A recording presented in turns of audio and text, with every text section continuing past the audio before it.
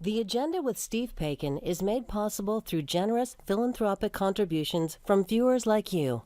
Thank you for supporting TVO's journalism. True crime or science fiction? How about both?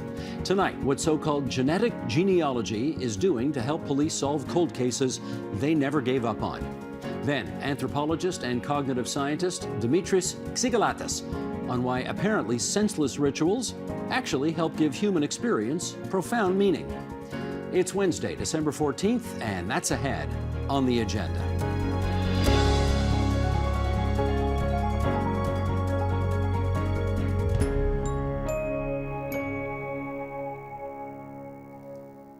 DNA was a game changer for law enforcement when it first allowed them to match evidence to suspects.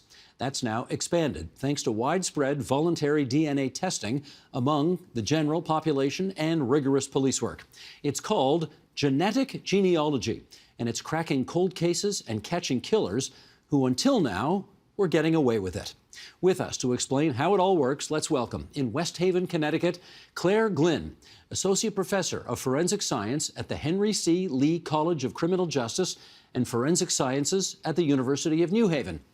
And here in our studio, Patricia Kosim, Information and Privacy Commissioner of Ontario. She's a former member of the RCMP's National DNA Advisory Committee and is also host of the Info Matters podcast. Ellen White, investigator at Pulse Private Investigations and host of the podcast Whereabouts Unknown. And Jennifer Pagliaro, crime reporter at the Toronto Star. And it's great to have you three with us here in the studio. And Claire Glynn, thanks for being there on the line from New Haven, Connecticut for us. Let's start with this. JPEGs, set this up for us. What's significant about the most recent arrest about a cold case? This most recent case, there were two women, both killed within months of each other in 1983 in Toronto. It was sensational at the time. It was all over the headlines, on TV. And once DNA had advanced enough, we could see that there was potentially one suspect responsible for both of these cases.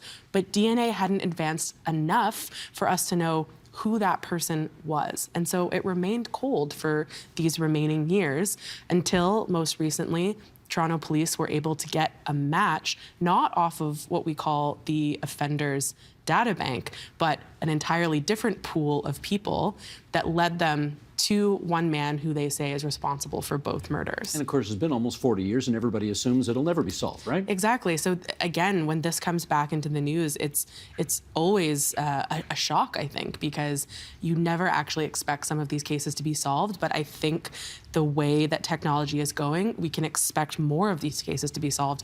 And that's why we're here. I think it's so fascinating. Gotcha. Okay, Claire, come on in here and help us understand how this actually works. Because once you've got the DNA information from a crime scene or from unidentified remains, okay, what happens next?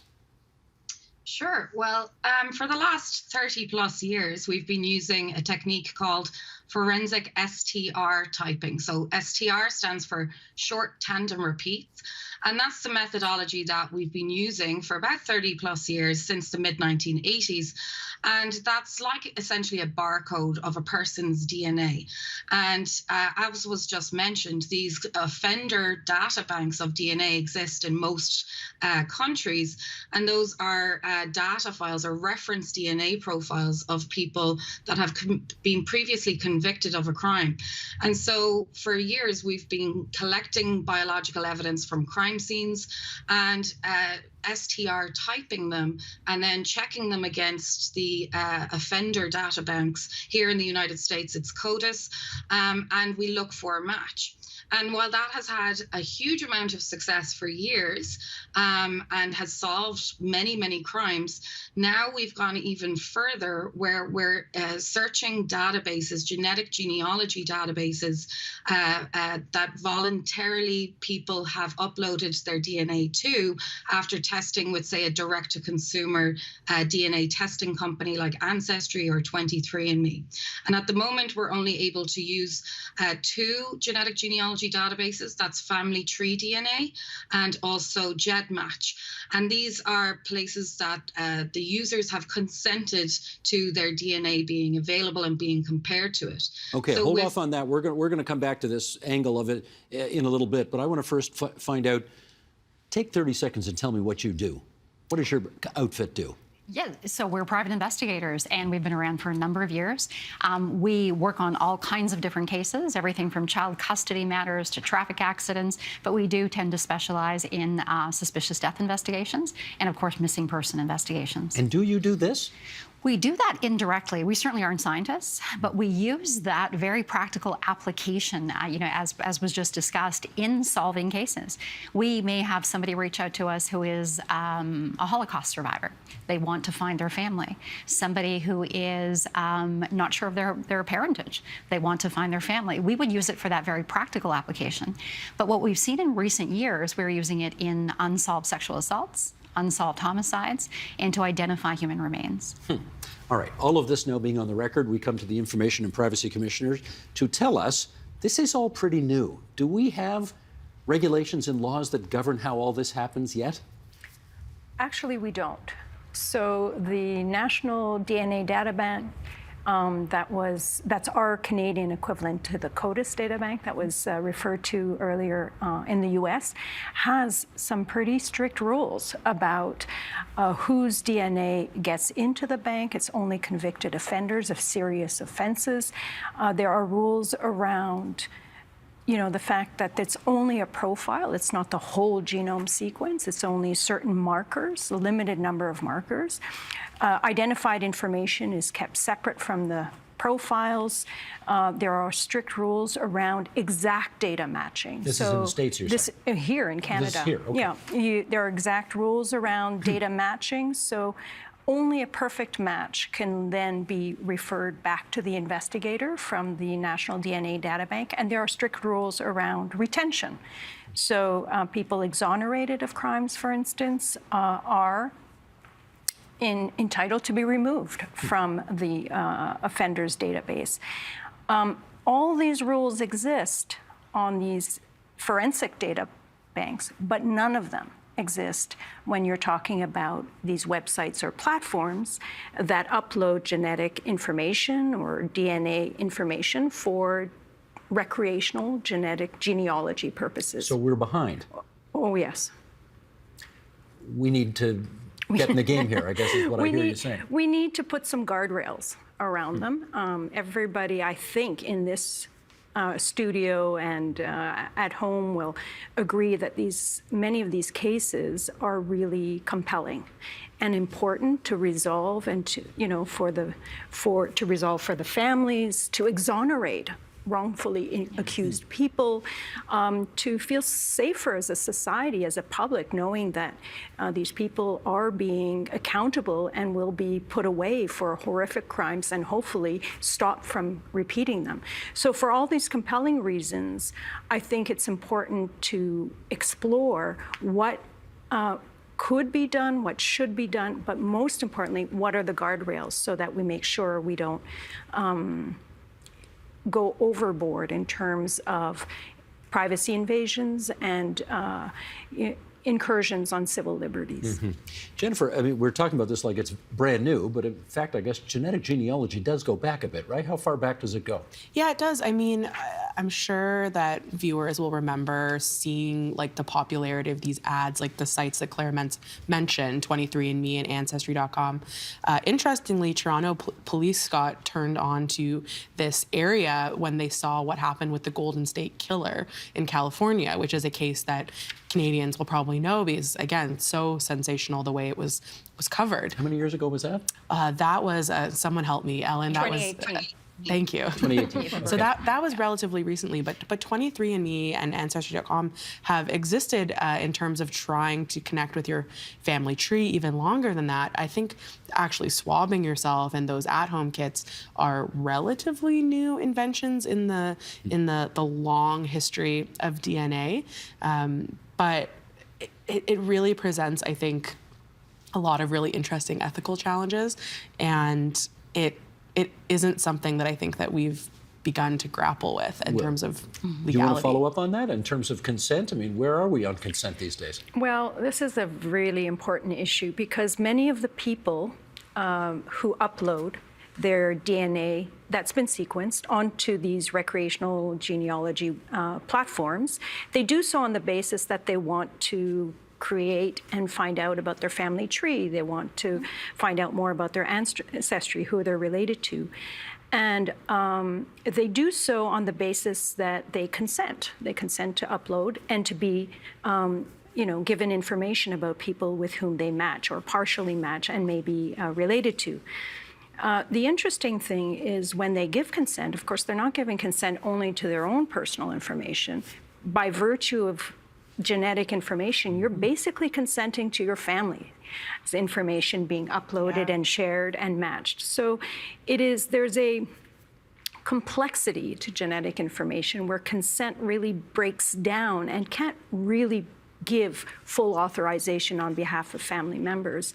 So until recently, a couple of years ago, some of these platforms were cooperating with law enforcement and providing samples and information until there was some public backlash. And now they only do so with the express, or they're supposed to only do so with the express opt-in consent. In other words, you know what? I got all that here. Well, Should we there put you all go. that? Let's get all this on the record here right now. In a statement from 23andMe, a spokesperson said it has never given a customer's genetic or personal information to law enforcement.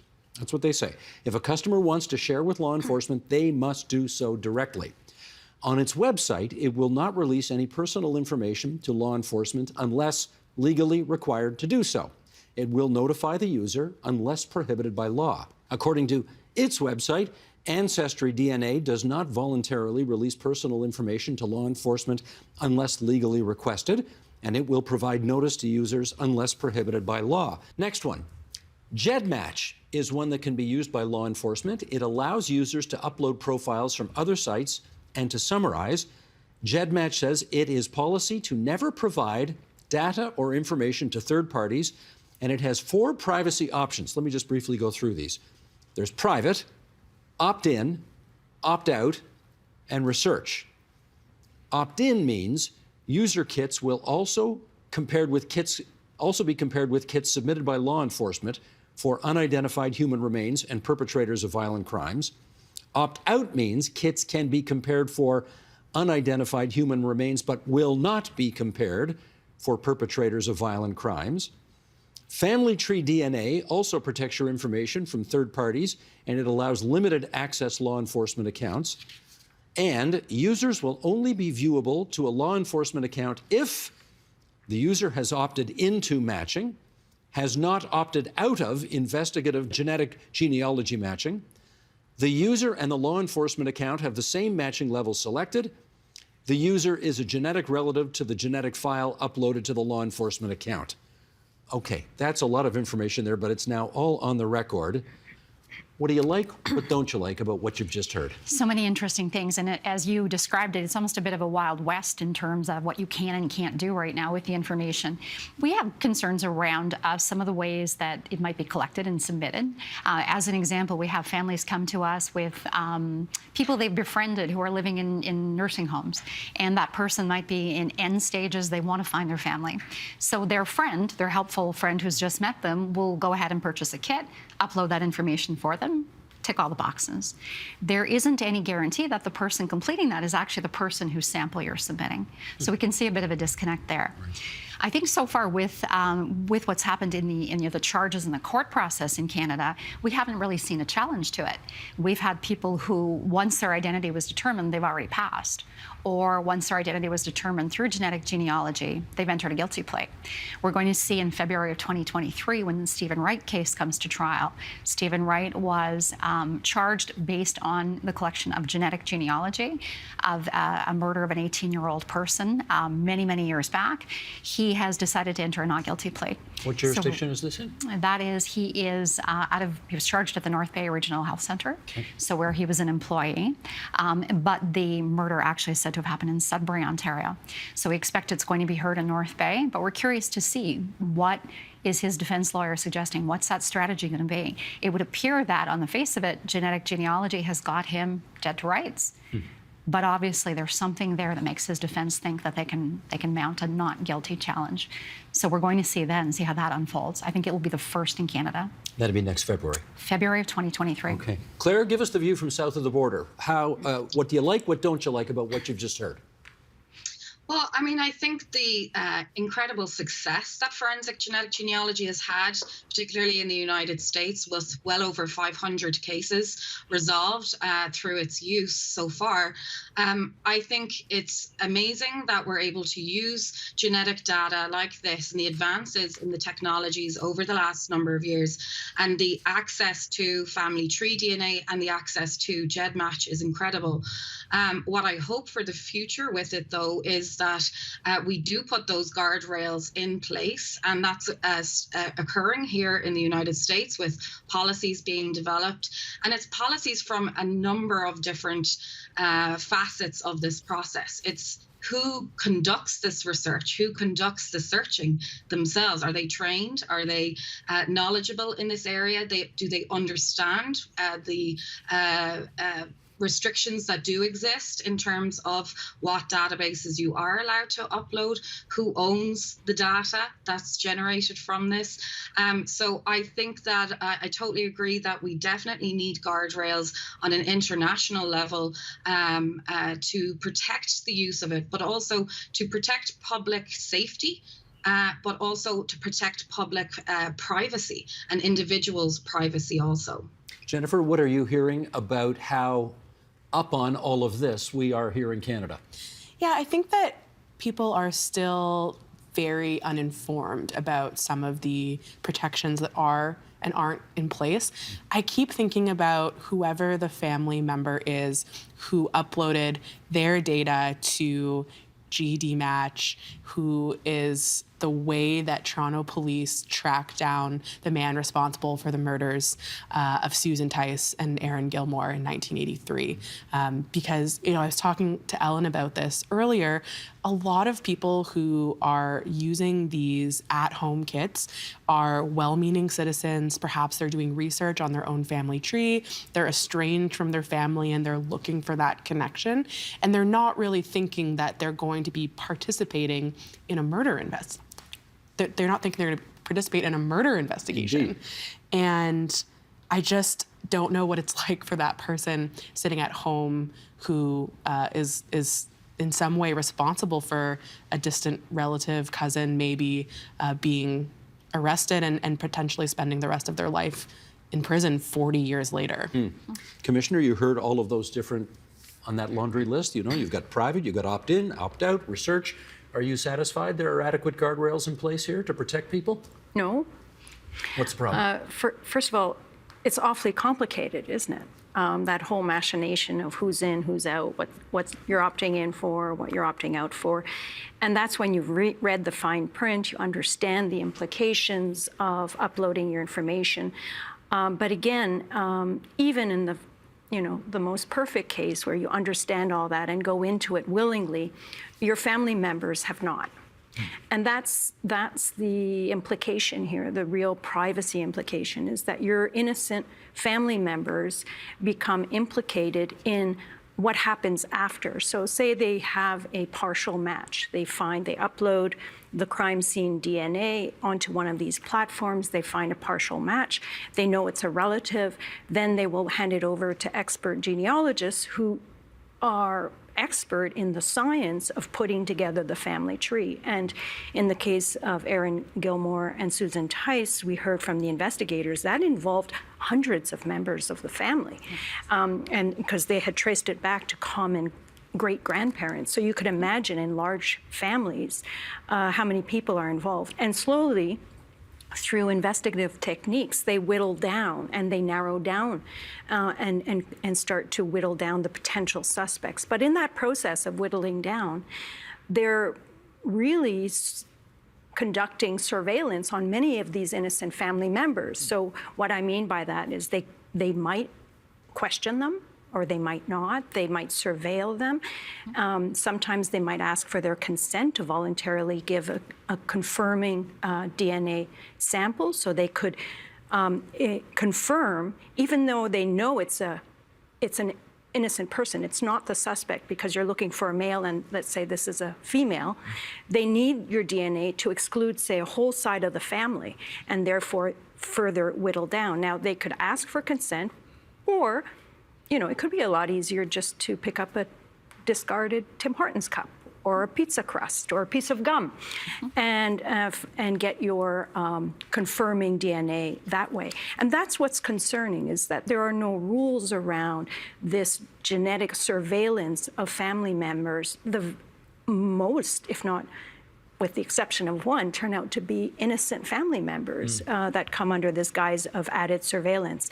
And I think there have to be rules and guardrails around how far investigators can go in whittling down that tree. Claire, let me get you on the competing interests that are at play here, though. On the one hand, you know, there are families who have been suffering for decades and need to know. They need to know justice as possible. On the other hand, we don't want to put a whole bunch of people under suspicion who ought not to be, and disregard civil rights, which ought not to be disregarded either. How do we square that circle? Well, it's putting those guardrails in place and having rules for, as was just said, the kind of collection of DNA from innocent people. Whenever we're working a FGG case, a forensic genetic genealogy case, and you get that DNA match of the genetic relative in the database, you build out the family tree from that person. And you're basically putting this jigsaw puzzle together using traditional genealogical methods to build backwards in time the family tree. But all of that information is all publicly available information, like birth records, marriage records, and other civil registration records that's publicly available, even obituaries. Whenever we get to the point of we've identified a living family member of that person that we might want to get DNA sample from them, we refer to them as target testers or reference testers, to then confirm, are we in the right direction? Are we in the right branch of the family tree? I think definitely rules have to be in place there that it shouldn't be covertly collected DNA from that individual, because they're known to be innocent, so covert collection wouldn't be appropriate there. So a rule in place there where written informed consent should be derived from that person. And those are the types of rules that we are putting in place here in the United States. And I think if we all work together on an international level to really fine tune every single piece of this process, we could come up with some pretty robust rules that would protect everybody. Ellen, where do you think we should put the accent here? We have on the one hand families who want justice, on the other hand people who worry about abuses. What do we do? Absolutely. I mean, there's so much good to the program. I mean, there's so many things that can be accomplished because of it. Not only, as we mentioned, you know, so many convictions that can happen as a result of the collection of that DNA, but also wrongful convictions that can be overturned. So are there a whole lot of, you know, boxes checked in the pros column? Definitely. I think it's really essential, though, to, you know, as we were just discussing, looking at ways that we can safeguard the rights of people who are really just not involved. I'm not familiar with a case in Canada where somebody's DNA, a family member, where their DNA was collected covertly. From what we're hearing, people are approached saying, you know, your name has come up in this investigation. We'd like you to provide a sample. They've done so willingly. That's certainly one thing. I have absolutely no problem with that. And then, of course, it's narrowed down. People are excluded. You have your perpetrator as the last person standing and the last person to be tested. I think that that's okay. I think that there have to be protections in place all along. My prediction would be that in the way the system is functioning currently, we may have a whole lot of cases either resulting in no convictions or resulting in cases being overturned on appeal. So just tightening up that process, making it as fair as we can for everybody, is only going to give us that best result. Okay, but knowing people are people, and knowing mistakes can happen, yes, and knowing no institution is fail-safe, if somebody, I don't want to make this too personal, but if somebody approached you and said, give us a sample of your DNA so we can rule you out from this awful situation that's happened, would you provide it? I personally would provide it, but I also get where people who might have been had previous conflicts with the criminal justice system, people who might have had previous conflicts with government, or just coming from a culture that is not trusting of government may say, no way, I'm not doing it. I also feel that when people are reading through the terms and conditions, when they're using a direct-to-consumer product, they're getting very hesitant about that. They're thinking, how could this be used against me? And I think it's probably human nature to think that way. So I personally would. I'm going to say that it's my opinion that the majority of people would not, if they were fully informed, would say, I don't want to go there. This has nothing to do with me. I know I didn't kill anybody, and I'm pretty sure nobody in my family did. That's always the thought or the hope. I'm just not going to participate. Jennifer, how about that? The room for error here, is it significant enough to make people pause? Yeah, I think that, on top of guardrails, which I think we should certainly be talking about as there seem to not be any, there's also the legal process, right, where I believe Ellen told me about a case where police narrowed down the suspects to 2 brothers. And we have 2 brothers, maybe Claire could help us with this, that's pretty similar genetic material. And then it comes down to classic investigative work, but that's really up to the legal system. Like, did you get the right brother? Did you get the right sibling? Does the other sibling have an alibi? And we know that people are still being wrongly convicted, even with DNA evidence in place.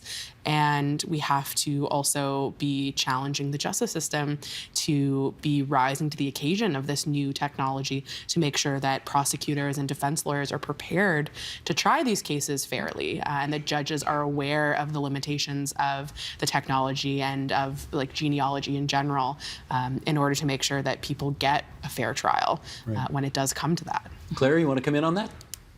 Yeah, certainly. So in an investigation, an FGG investigation, when we reach a potential candidate identity at the end, and in that particular case of 2 brothers, it's one of the 2 brothers, in every FGG investigation, before any arrest is made, you confirm it with that forensic STR profile, so the method that we've been using for 30 years. So the STR profile would tell us which brother it actually is. And that's one of the rules that definitely needs to be in the policies going forward, that STR profile confirmation has to occur prior to any arrests is being made. You certainly can't be making arrests just based on the genealogical research that's been done, because you could have gone down the wrong branch and you could be in the wrong side of a tree and generate an incorrect candidate identity, which I'm sure has occurred. We just haven't heard about it. Commissioner. So I just have a couple of comments. Interesting, we do know that there are cases that have been reported, certainly south of the border, that have used covert surveillance over family members in order to whittle down that tree. It's interesting, Ellen, you said we don't know of any case in Canada. You're right, we don't know of any case in Canada. Maybe we do, maybe we don't, because there's no transparency around this, of course. And so there's much we don't know. And there is every possibility that that is being done. And that's part of the issue, is there's no accountability or transparency because there's no rules around these processes. I think it's very fair to say, and we should rely on the justice system to give the accused their day in court, to be able to challenge these processes, these investigative procedures, and to be able to really test it against our privacy laws in Canada, against our charter, of course. And we will see that process play out in a number of cases in the coming year or so. But family members who were part of that whittling down will not get their day in court. In fact, many of them will never know that they were actually covertly involved and never told, or some of them who were approached and asked to voluntarily give their consent may feel obliged to, because if they don't, then they'll feel like they're a suspect and feel that, they don't want any trouble with the law, so unwittingly or unwillingly give their sample. But I want to raise another point, that even when investigators approach family members to seek their voluntary consent to give a sample, a reference sample, as Claire called it, sometimes, and there have been cases where in that process there have been inadvertent disclosures. Such as? About family members or relationships that the individual who answers the door to the law enforcement officer didn't know they had. That they were not the biological child of the parents they thought they were, that they were not the sibling, or they had a long-lost sibling. And in one case in the US that was talked about on a podcast I did on this very issue by Dr. Frederick Bieber, he mentioned a really real case where a brother and sister did voluntarily upload their DNA, only to find out that they were not the children of the parents they knew. In fact, they were the product of their fertility doctor who inseminated their mother unknowingly at the time, who was seeking assistance with reproductive technology, and was inseminated with the fertility doctor's DNA as part of the in vitro fertilization process. It's a heck of a way to find that out. And it is. And unfortunately, I mean, people suffer traumatic stress finding out things about themselves that they never asked to know. They never, they have the right not to know. These are people that would never have imagined swabbing themselves for 23andMe, right? And now there's a police officer at their door. You can imagine, I've been thinking about these situations around the dinner table, what that looks like. I think I don't know that folks, signing up for their at-home kit are thinking about the far out consequences of that. Knock on the door. Let's get another voice into this just in our remaining moments here. Michael Arntfield, criminologist, author, Western University. He's been on this program before, joined us earlier this year. DNA evidence and, DNA evidence and detective work. Here's what he has to say about that. It's sort of, there's DNA, wait for the check to clear, basically. That leads to a blunting, again, of, I think, the instinctual investigative work that was done in the past. I give some examples of some cold case task forces that had no DNA and, again, returned to good old-fashioned detective work. Now, I should qualify that genomics or familial DNA is an absolute game changer. I mean, this technology is changing by the week, so much so that they're now referring to the DNA data bank that police have traditionally relied on as legacy DNA technologies, because the future is in leveraging, again, family trees through these private labs. Michael Arntfield from Western University. Okay, Claire, where do you see this all going?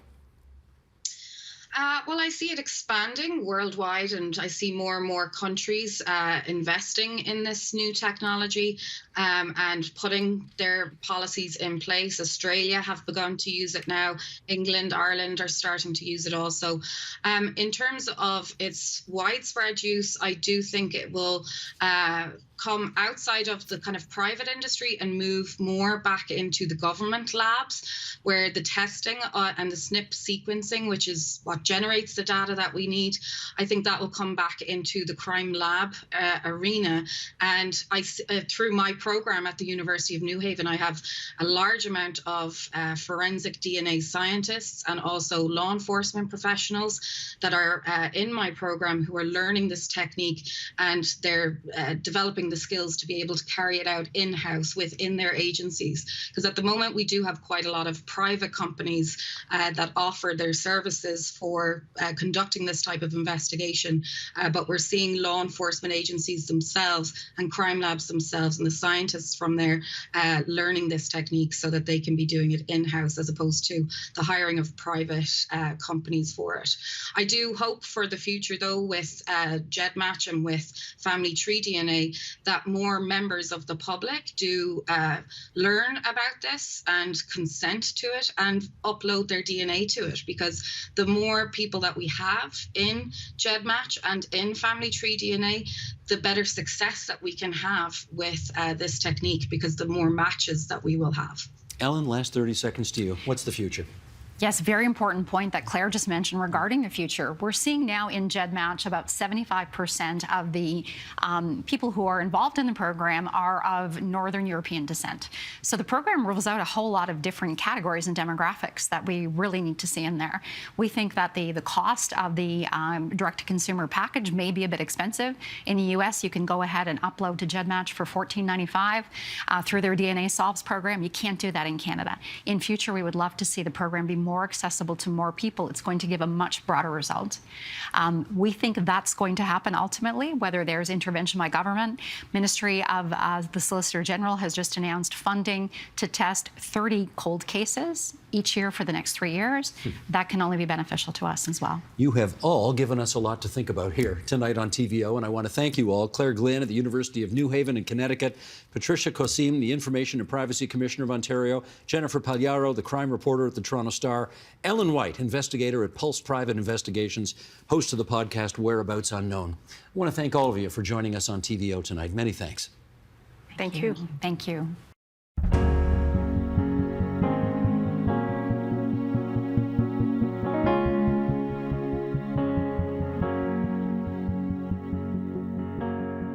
What do these three things have in common? Singing Happy Birthday, going to confession, and former Red Sox slugger David Ortiz spitting on his hands before each at-bat. They are all rituals of varying sort, to be sure. But according to anthropologist and cognitive scientist Dimitris Xygaltas, they are part and parcel of a fundamental and universal human experience. He explains in his new book, Ritual, how seemingly senseless acts make life worth living. Dimitris Xygaltas runs the Experimental Anthropology Lab at the University of Connecticut, and he joins us now from Newington in the Constitution State. And Dimitris, as I welcome you to the program, I need to establish right off the top, you have the hardest last name to pronounce of anybody I've ever interviewed in my life, and I'm going to ask you to say it now at the start, because this is what it's supposed to sound like as opposed to what I just said. Go ahead. You did very well, Steve. It's Dimitris Xygaltas. Xygaltas. Okay. That having been said, let's now do an excerpt from the book and we'll get started here. Thank you. My findings, you write, as well as convergent discoveries from a variety of scientific disciplines, reveal that ritual is rooted deep in our evolutionary history. In fact, it is as ancient as our species itself, and for good reason. Although ritual actions have no direct influence on the physical world, they can transform our inner world and play a decisive role in shaping our social world. Okay, let's get a bit of history on the record as we start here. How rooted in ritual is our evolutionary history? It's very much. So it's rooted all the way, I would say. And that means that if we look at our nearest relatives, living ones like the chimps, recent research shows that they perform things that in humans we would clearly describe as rituals. For example, they will visit specific trees and they will drum on them and they will pile rocks in front of them or inside their some hollow trees. Then if we look at our nearest extinct relatives, like Homo naledi or Homo heidelbergensis or the Neanderthals, we have evidence that at least 500,000 years ago, these people performed burials. Now, archaeologists want to be very careful when describing those as rituals because we don't exactly know what was in these people's minds. But as soon as we get to our own species, Homo sapiens, the evidence is indisputable. In fact, it's one of those defining characteristics that archaeologists would use to decide whether a particular species is or is not, in fact, fully human. The capacity to enact rituals like burying their dead. And how long have anthropologists been studying ritual? Since there has been anthropology. In fact, the earliest anthropologists were fascinated by ritual. Those were, in fact, what we call today pejoratively armchair anthropologists. That means that they didn't actually travel and meet the people they studied. They just read reports from people like missionaries and colonial administrators. So at first they were captured by all of the differences because ritual, like other aspects of our species, like language, for example, varies a lot. But then as anthropologists started going to the field and meeting the people they were studying and spending time with them, they came back with the realization that essentially we're all the same. We're fundamentally driven by the same desires and needs and expressions. And ritual is one of those universal human expressions. Now, you point out in your book that ritual never became a particularly popular subject of study by psychologists. How come? Well, this is because academic disciplines are fragmented, and they're essentially fragmented on the basis of the methods that we learn to use. So it just so happens that psychologists mostly work in the lab because the studies that they do, they require having a lot of control. And perhaps this was one of the reasons why ritual never became a very popular subject. I know psychologists who are old enough to tell me that just a few decades ago, their advisors would tell them that if they were to study things like religion and ritual, and those things are complex and they're messy, and they have to be studied in real life contexts, that to them, that would be professional suicide in their circles. I do think that this is changing, though, and it's changing especially because psychologists and anthropologists are now beginning to work together and to use both these scientific methods that anthropologists are used to employing in the laboratory setting and a deeper knowledge of the cultural context that anthropologists are very good at getting at. Well, if it was career suicide, what made you decide to get very deeply immersed into it? Well, I studied ritual from the lens of an anthropologist and then moved towards the cognitive sciences. So perhaps that's why I was able to do it.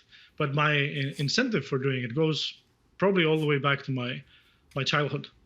I grew up in Greece, and I grew up at a time just before the internet was widely available, and we didn't have any cable television at the time. So my greatest source of both in entertainment and amazement was when I would travel to the downtown in the city where I grew up and get the monthly issue of National Geographic. And I would also watch people like David Attenborough and Jane Goodall on television, how they explored the natural world, very often human cultures as well. And I was fascinated by all of those things that, to me, they seemed very exotic. They seemed like relics of the past. It never crossed my mind that some of those very colorful rituals that I would see, some of them very painful even, would happen in my own country. Until sometime in my teens, I discovered that there were rituals happening in my own backyard, in my home country, that involved things like walking on fire or engaging in bloody, painful pilgrimages. And it really struck me that those things are not relics of the past. The rituals are found in every human society. How would you define the difference between a ritual and just a simple habit? That's a great question, because it's true that habits and rituals share a lot of similarities. They're both things that are performed repetitively, and they have a very rigid structure. They have to be performed in the same way. But there are some key differences. And in some respects, we can say these things are the opposite of each other. So one such difference is that habits typically have a specific function. So I get into the habit of brushing my teeth every day because that serves a particular function. It helps clean my teeth. Now, if I were to wave my toothbrush in the air every morning with the belief that it cleanses my teeth, or even with no belief at all, now that would be a ritual. So ritual has causal opacity. It's not clear what these actions do in a ritual. It is also true that sometimes we say things like, I'm in the habit of putting gas at this particular gas station, although the other one is cheaper. So, and that highlights another difference. The fact that rituals, they make actions special. So putting gas is not something special. And we wouldn't care much if we changed our gas station, presumably. But if somebody suggests that we don't go visit our family during the holidays, that is something we find disturbing, because these rituals now, because they are precisely rituals, they're seen as special. They mark something of significance. I appreciate that they're special, but is it also fair to say that rituals, there may actually be no empirical evidence that they have anything, that they're at all effective in achieving what you want to achieve? And I go back to the example I used in the introduction to our interview. David Ortiz, the Red Sox slugger, spits into his gloves before he has every at-bat. There's probably no empirical evidence that leads to him hitting the baseball better, but he does it. It's a ritual before every at-bat. Have I got that right? So there actually is some evidence. So it is true that for the most part, rituals do not, even when they're performed for a specific reason, they're not actually able to achieve that goal. So, for example, if I perform a rain ritual, I have no way of affecting the weather through my movements. But to say that rituals have no direct impact on the world is not to say that they have no impact at all.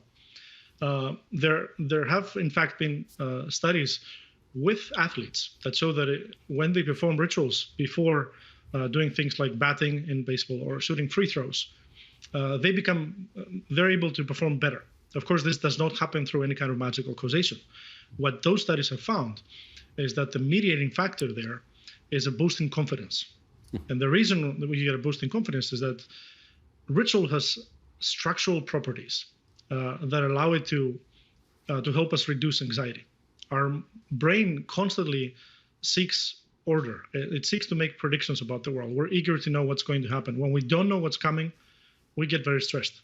And because of the fact that ritual is so predictable, if ritual is anything, it is structure and pattern. That gives our mind the illusion that we have increased control. But at the end of the day, it doesn't matter whether this is an illusion. All that matters is that it works. And in fact, those studies show that people do perform better after doing those rituals. And if you stop athletes from doing the rituals that they're used to, they will become worse. So it's really a question more of meaning than of actual physical connection between ritual and outcome. Is that fair to say? That is true, yes. The effects of ritual are psychological. Gotcha. Okay. And yet, having said all that and put all that on the record, you do describe in the book something called the ritual paradox. What is that? The paradox is that if you look at all human societies across the world, whether past or present, all of them have rituals.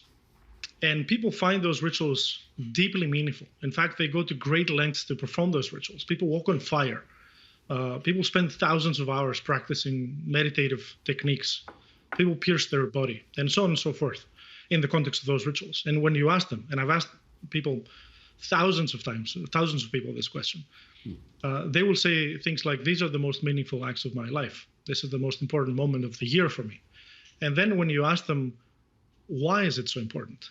The most typical reaction is that they'll just look at you baffled, and they're surprised you're even asking the question. They will say something like, I don't know, this is just what we do.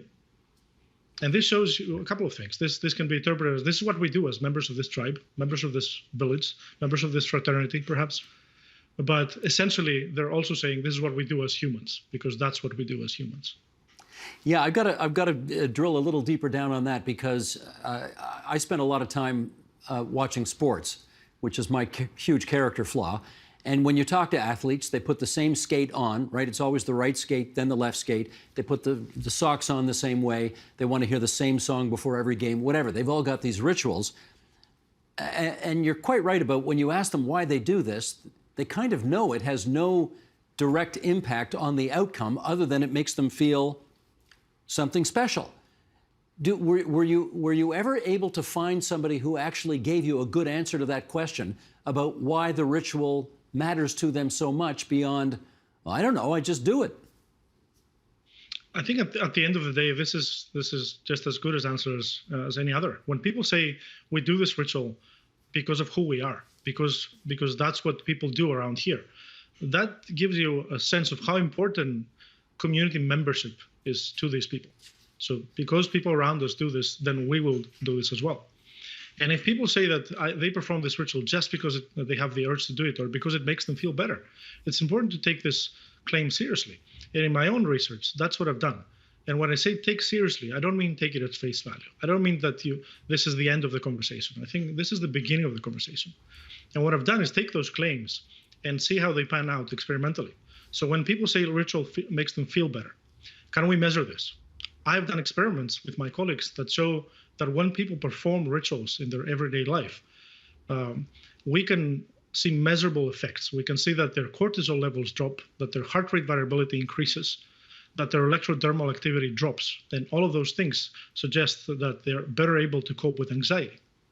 At the collective level, we have done research that shows that when people engage in collective rituals, even painful ones, they become more generous towards other community members. So those rituals help boost social cohesion.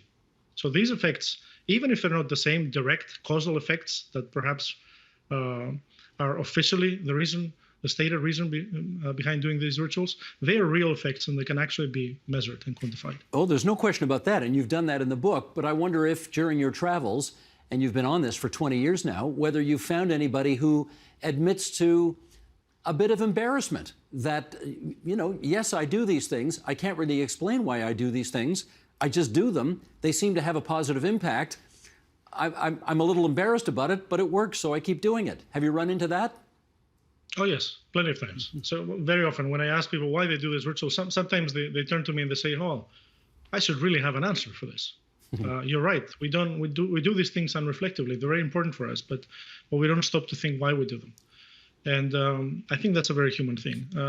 The way I often like to put it is that as a species, we might not always be as smart as we'd like to think we are, but we're smart enough to be able to outsmart ourselves. And what I mean by this is that we can use rituals as certain ways to make our lives better, even if we don't understand what exactly we're doing.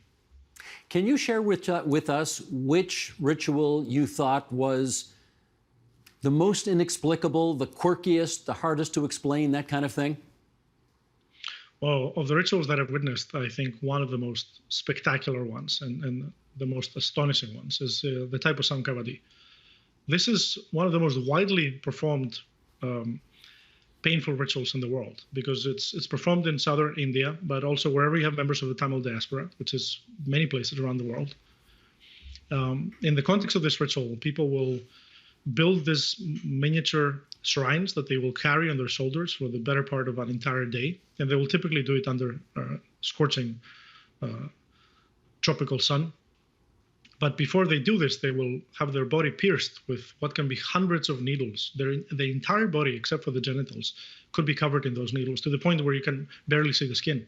Sometimes they will put skewers through their cheeks and rods the size of broomsticks, or they might put hooks on their backs by which they drag these huge chariots that are the size of a minivan. And they will do this for the entire day. And sometimes they do this walking on shoes made of nails.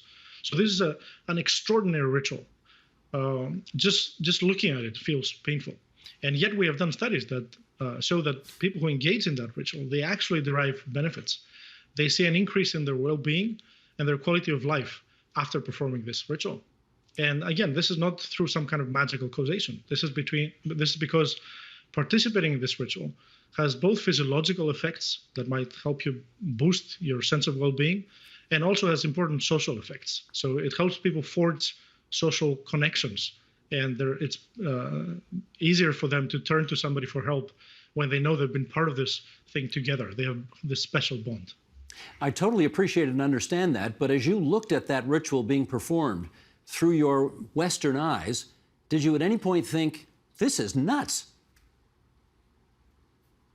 Yes, in a sense, all of us, when we look at other people's rituals, we think that they make no sense, because by definition, ritual has no direct purpose.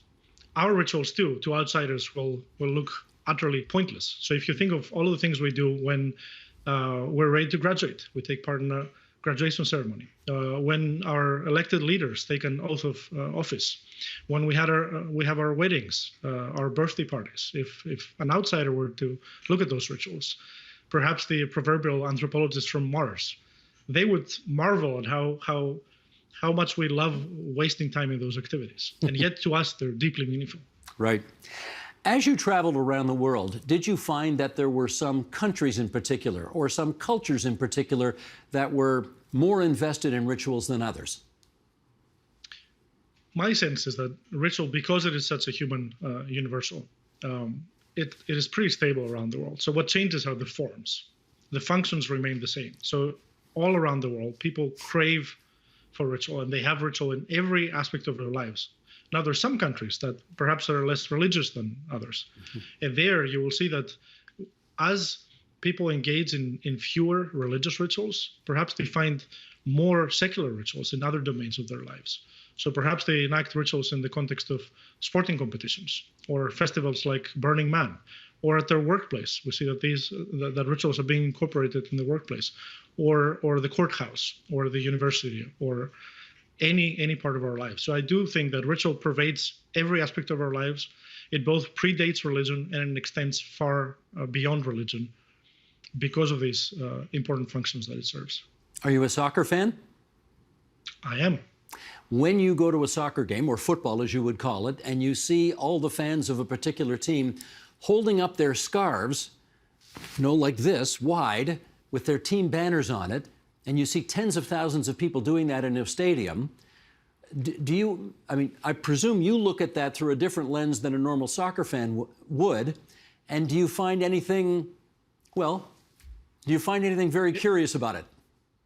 Absolutely. In fact, I look at it through two different lenses. Mm-hmm. One is my anthropologist hat, and the other one is my diehard fan hat. And in fact, all the time that I lived in Greece, until I was in my early 20s, I was a member of a fan club, and I would go to the stadium every single week, and I would take part in those collective rituals. So when I go back to Greece, I still go back to that stadium, and when I chant together with 30,000 people, I get goosebumps at the back of my neck.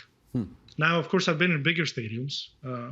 I don't get the same goosebumps because that's not my team. So there's an important element here. And we have found that we have been able to measure this element in things like that range from fireworking ceremonies to basketball games in the United States. We see that when people get together to watch their team, their heart rates are synchronized, which means that their emotional reactions are aligned. And people do not get the same reaction. We don't see the same heart rate synchrony when people watch the game on television, even if they're in groups. And this heart rate synchrony then predicts people's experience of the game. They have a more meaningful experience, which in turn predicts how bonded they feel to each other. So those rituals that are enacted in the terraces, they're much more important to the fans than what actually happens on the pitch. Well, Dimitris, it's an absolutely fascinating look at a really interesting phenomenon in our world. Your book is called Ritual: How Seemingly Senseless Acts Make Life Worth Living. And we're delighted that it has brought, and I'll try it one more time, Dimitris Xygaltas, I got close, but I know I didn't nail it there. Very close. Very close. To our virtual studio from Connecticut tonight. Thank you so much. It's been a pleasure.